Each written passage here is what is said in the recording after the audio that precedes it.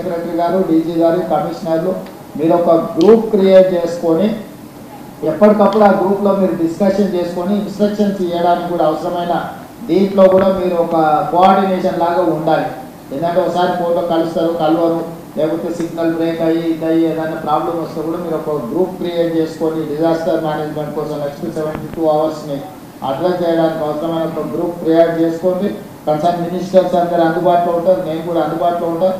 ఈ హైదరాబాద్ రంగారెడ్డి ఇన్ఛార్జ్ మినిస్టర్లు కూడా ఎప్పటికప్పుడు అందుబాటులో ఉంటారు. ఎందుకంటే ఈ ఏరియా మేజర్గా ట్రాఫిక్, ఇవి మూసి నాలాలు ఇవన్నీ కూడా ఇష్యూస్ ఉన్నాయి. ఇద్దరు ఇన్ఛార్జ్ మినిస్టర్లు కూడా అప్రమత్తంగా ఉంటారు, మీకు అందుబాటులో ఉంటారు. మిగతా అధికారులందరూ కూడా ప్రాపర్గా మీరు కోఆర్డినేషన్ చేసుకోవాలి. చీఫ్ సెక్రటరీ గారు మీరు కూడా అన్ని డిపార్ట్మెంట్లను ఇచ్చేయండి. ఇంపార్టెంట్ డిస్ట్రిక్ట్స్, హెవీ రైన్స్ ఉన్న, రెడ్ అలర్ట్ ఉన్న దాంట్లో మాత్రం సీనియర్ ఆఫీసర్లను మీరు కొంతమందిని డెప్యూట్ చేయండి. దాంతో ఇది అవుతుంది. తర్వాత ఇరిగేషన్ డిపార్ట్మెంట్ కూడా మీరు వాటర్ ఇన్ఫ్లో అవుట్ఫ్లోస్ క్యాలిక్యులేట్ చేసుకొని ఎప్పటికప్పుడు గేట్ పెట్టడం కానీ, లేకపోతే వాటర్ని స్ట్రీమ్ లైన్ చేయడం కానీ, ఎక్కడికక్కడ విడుదల చేయడం కానీ ఉంటుంది. మీరు చాలా వరకు ఏంటంటే ఇప్పుడు గోదావరిలో, కృష్ణలో ఫ్లో ఎక్కువ లేదు కాబట్టి వర్షం వచ్చినా నష్టం లేదనేది అయితే ఆలోచనలు ఉందో రీసెంట్ డేస్లో క్లౌడ్ బస్ట్ వల్ల ఎక్కువ డ్యామేజ్ అవుతుంది.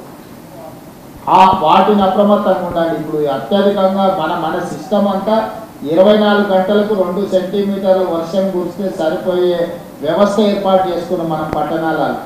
కానీ 2 గంటలలో 30-40 సెంటీమీటర్లు వచ్చినప్పుడు మనకున్న డ్రైనేజ్ వ్యవస్థ కానీ, మనకున్న రోడ్ల వ్యవస్థ కానీ సరిపోదు. దాంతో ఏమవుతుందంటే పూర్తి స్థాయిలో ఎంత మీరు అటెండ్ చేసినా రోడ్ల మీద మొత్తం నీళ్లు నిలిచిపోతున్నాయి, ట్రాఫిక్ నిలిచిపోతుంది. దాన్ని దృష్టిలో పెట్టుకొని వీలైనంత మేరకు చీఫ్ సెక్రటరీ గారికి సూచన చేస్తున్న స్కూల్స్, కాలేజెస్ కూడా కంటిన్యూగా నడపాలన్నా, హాలిడేస్ ఇవ్వాలన్నా పరిస్థితిని బట్టి అంచనా వేసుకోండి. అదేవిధంగా ఐటీ ప్రొఫెషనల్స్ కూడా వర్క్ ఫ్రమ్ హోమ్ చేయడానికి అవకాశం ఉంటే వాళ్ళని కూడా అప్రమత్తం చేయండి. వీలైనంత మేరకు ప్రజల్ని రోడ్ల మీదకి రాకుండా జాగ్రత్తగా సేఫెస్ట్ ప్లేస్లో ఉండేటట్టు డిపార్ట్మెంట్ పరంగా అప్రమత్తం చేయండి. మీరు కూడా డిఫరెంట్ డిపార్ట్మెంట్స్, నేను special chief secretary IT and వాళ్ళకు కూడా సంజయ్ కూడా నేను ఇన్స్ట్రక్షన్ ఇస్తున్నా. శ్రీధర్ బాబు గారితో కోఆర్డినేట్ చేసుకొని ఐటీ కంపెనీలు కూడా వీలైతే నెక్స్ట్ 2-3 రోజులు వర్క్ ఫ్రమ్ హోమ్ చేసుకోవడానికి అవకాశం ఉంటే దాన్ని కూడా ఎగ్జామిన్ చేయమని వాళ్ళకి చెప్పండి, వాళ్ళని అలర్ట్ చేయండి. సైబరాబాద్ కమిషనర్ కూడా ఆ ఏరియాలో ఐటీ కంపెనీలు టచ్లు ఉంటాయి కాబట్టి వీలైతే సైబరాబాద్ కమిషనర్ గారు కూడా వాళ్ళతో కోఆర్డినేషన్ చేసుకొని వీలైనంత మేరకు వర్క్ ఫ్రమ్ హోమ్ అయ్యేటట్టు చూడండి. దాంతో ఏంటంటే రోడ్ల మీదకి కొంత ట్రాఫిక్ తక్కువ ఉంటే హ్యాండిల్ చేయడం ఈజీ అవుతుంది.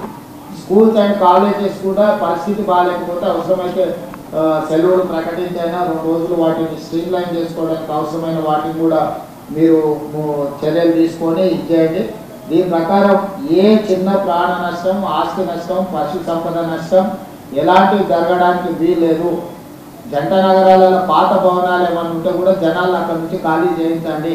చాలా పురాతన శిథిలావస్థకు వచ్చిన భవనాలు ఉన్నాయి.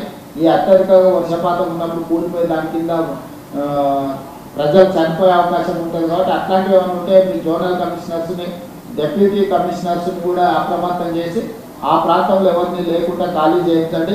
విద్యుత్ శాఖ కూడా ఇంపార్టెంట్. చాలా వరకు హైదరాబాద్లో వర్షాలు రాగానే చెత్త కూలిపోయి కరెంటు పోల్ల మీద పడి అవి కూలిపోయి కరెంటు పోయే అవకాశం ఉంది కాబట్టి వెంబడే ఆ కరెంటును పునరుద్ధరించడానికి అవసరమైన చర్యలు కూడా తీసుకోవాలి. అవసరం అనుకుంటే జనరేటర్స్ కానీ లేకపోతే మోబుల్ వెహికల్ మీద ట్రాన్స్ఫార్మర్స్ పెట్టి మూవ్ చేసి రిస్టోర్ చేయడానికి అవసరమైన ప్రణాళికలు కూడా అన్నీ సిద్ధం చేసుకొని రాబోయే 72 గంటలు అందరూ అప్రమత్తంగా ఉండాల్సిందిగా ఆదేశిస్తూ ఈ సమావేశంలో పాల్గొన్న మంత్రులకు, ఉన్నతాధికారులందరికీ కూడా నేను ఈ సూచన ద్వారా ఈ సమావేశాన్ని ముగిస్తున్నాను. ధన్యవాదాలు.